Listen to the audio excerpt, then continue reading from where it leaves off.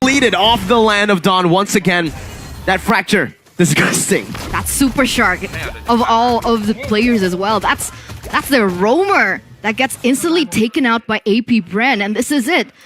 The Ohio brothers, they need to think about their game plan. What were they going for with this particular strategy, right? With no Varia, with the Phoveus, do you think that they should play a little bit more passively in the early stage, play for that late game, and buy some time, especially realizing that up until this point, Kaltizi, there hasn't been any counter towards him? On paper, that's definitely what they're trying to do, right? They're looking for that mid-game power spike that's bounce ahead at this point, because even though AP BREN have been able to win a lot of the early skirmishes, especially around the neutral objective, TOB have been trading really well with Xia, getting a solo kill up top, and now TOB putting the pressure on, giving Xia so much more space. He got a few good hits on that third plating, and now clears out the wave as well. Let's see. It's only been 5 minutes. Xia already actually munching out on that turret in the top side. He's trying to defend it for his life, but he can't. They gotta let it go. So in this exchange, AP BREN, they lose that gold lane, but in the middle, has to burn Flicker, and that's gonna be the jump again with the Requiem code in the realm. So anybody used up in the last second. Oh, gets popped and pulled out of the Nether Realm, and that's another kill going to TOB for free. They're putting out a really good show right now. The Ohio brothers, I mean, I think everyone in the audience as well, they were expecting this to be a landslide. BREN, I mean, this is the tournament favorites, the champions of Mpli. And the Ohio brothers, you can call them a dark horse, and yet this is the performance that we're seeing from them. AP BREN, it looks like they need to find more things elsewhere. They need to look for a trade here, or they need to take it even slower. But if they do that, take it slower, even slower, they're going to risk a lot of the mid-game power, a lot of the mid-game going to the hands on TOB. You're going to actually have to sacrifice that maybe, and you can already see the lane swap here done by the side of TOB to give Xia even more down below to bully. Flap tease. Ogwen just gets a Tyrant's Revenge, goes in for Tyrant's Rage as well. It's a good lockdown as well. Best player one running away, spatial migration, and the clone gets him out to safety. And AP BREN, at the moment, still holding that gold lead. You were talking about Xia earlier on with the lane swap. Xia already has that BOD. Essentially, the damage is already there just in case he does want to participate into the team fights. And that's the story we wrote. Super Marco, how far is he? I'm curious as to the items building in for both of the teams, especially the gold lane. Fun fact, actually, just now, we're seeing a lot of quads go for Corrosion Scythe first item instead of the DHS first item that we usually normally see. And that's, I feel, what Super Marco was also going for. He went for the Corrosion Scythe first, and now, only now that he's building towards the DHS and the Golden Staff.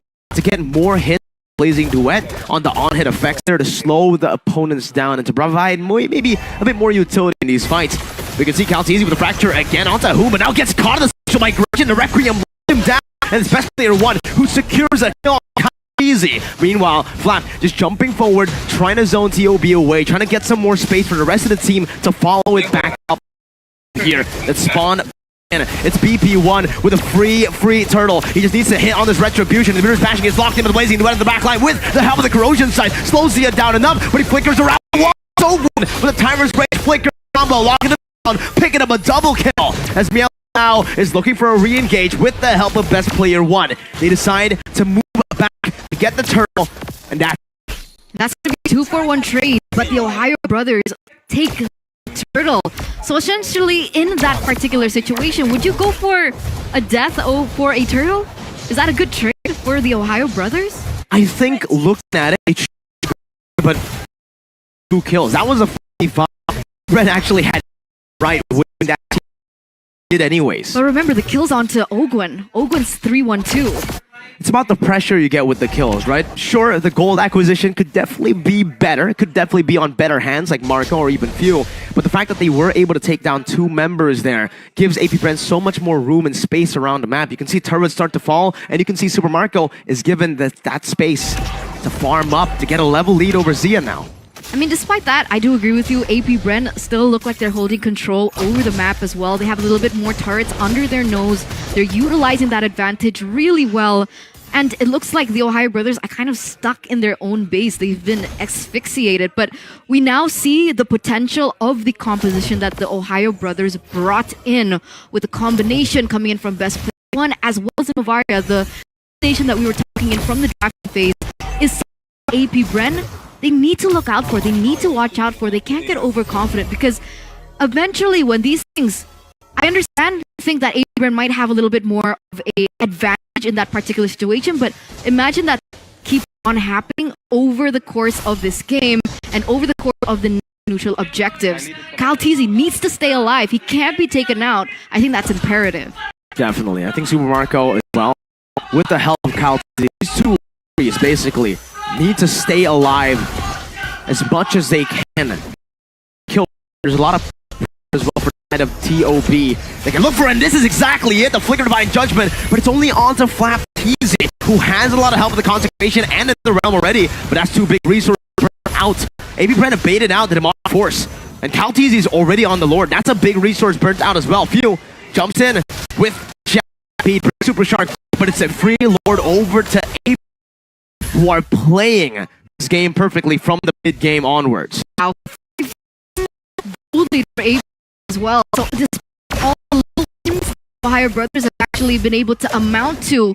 They have still not been able to gain control of the game here 10 minutes in. And remember, ladies and gentlemen, for those of you at home watching, don't forget to name this hero. Who is this? Because who is it, Eterna? You got a chance to diamonds. I can't answer that. Can't answer that? I can't. I'll you give can't you a because clue. you don't want to reveal it, or you can't because you just don't know. No, we were talking about this yesterday. Because I said Zilong, and it turns out it wasn't Zilong. Or maybe Someone it is. else. Someone can guess Zilong now. Maybe that might be like a bait, right? Well, that's a clue. That is a clue. It's not Zilong, or maybe it is. You never know when it's Eterna sometimes, and honestly, this well, you never know when it's AP BREN, right? Early on, it was TOB who held it down, but AP BREN have come back from it, and the way they come back is they get a massive gold lead to play with a big Lord marching down in the bottom lane. TOB still has a lot of good wave clear, though. They have Zia on that Bennett, and it's Hoon on the Navaria. Very, very good wave clear to play with, and they'll be able to clear out the waves very easily with the first Lord Siege. Got a lot of range as well in the composition. I believe that this is the time for AP BREN to go in for the end. And you were talking about the items coming in from Super Marco on the Claude with the Corrosion Scythe. Do you think it's because of the nerf towards the emblem? Yeah, perhaps. I mean, again, Like a decrease in slow, right? a little bit more adaptation for the items as well. I feel even without the nerf, the Corrosion Scythe first could be just a little bit of an adaptation with the Claude nerfs patch before this one. Remember the one where you can't really clear waves as fast anymore? Now you use that Blazing Duet more to poke, to join team fights, and with the Corrosion Scythe, it basically acts like the physical damage version of an Ice Queen wand, just giving you utility to play with. And you guys can play with a little bit more diamonds as well. Hey, If hey. you guys at home that win 4,000 diamonds, and all you need to do is register for updates to One Esports. That's it. So you can guess the 4,000 hero for diamonds. 4,000. You can register for updates for 4,000. That is equal to 8,000. Quick maths. Essentially Eterna? 8K, yeah. And that's a 1K gold difference between the gold laners here right now. Ouch. What do you think about this disparity? It's crazy. It's a 1.6k gold lead in the 12th minute of the game on a Claude. He's been free farming so much, despite that solo kill earlier on that a lot of people would expect to be one of the determining factors as to how a gold lead actually forms. No, Super Marco has been given so much space, he's actually a level ahead as well. And with that Windtalker, now all he needs is a Wind of Nature that he's building towards. And heck, he might even go for a Sea Halberd instead of that Wind of Nature. Would that is no possibility, no scenario that Best Player 1 can be the one to take him down? There's a chance. Oga with the conceal looking for the play in the bottom lane. He down. Oh!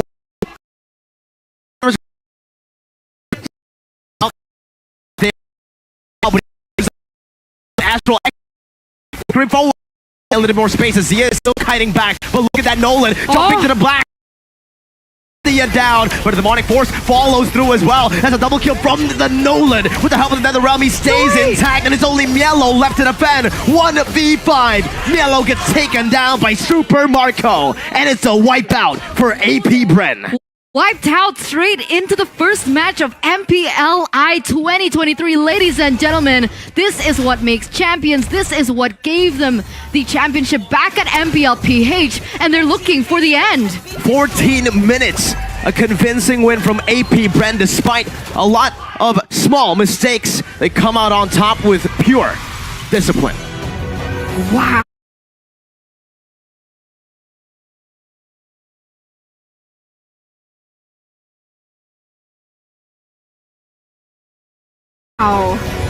Kyle Teasy and Nolan. What a flank. That was beautiful. That was a wonderful play coming in from him in the final second. A beautiful flank to end that team fight and just make it a non-factor for the Ohio brothers who, up until that point, I would say still had a chance in the late game.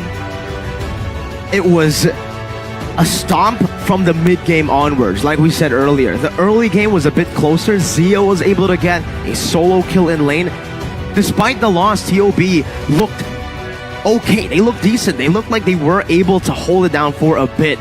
But you can definitely see the difference in playstyle, the difference in class for right now. AP BREN on a different level. So let's get some answers to our questions as to how exactly they were able to do that.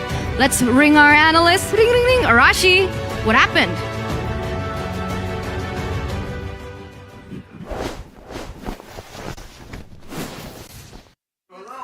Turna.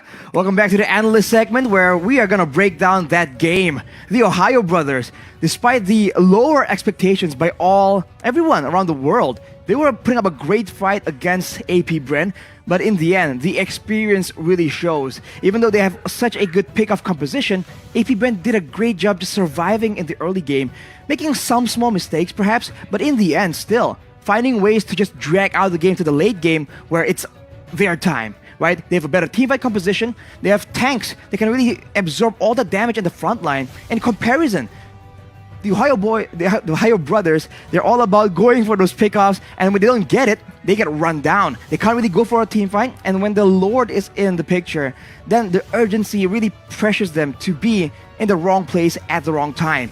AP BREN then capitalizes with the superior mobility. Both teams, like Mirko mentioned, have some slows built in. The corrosion scythe, as well as the ice creams one in the hands of the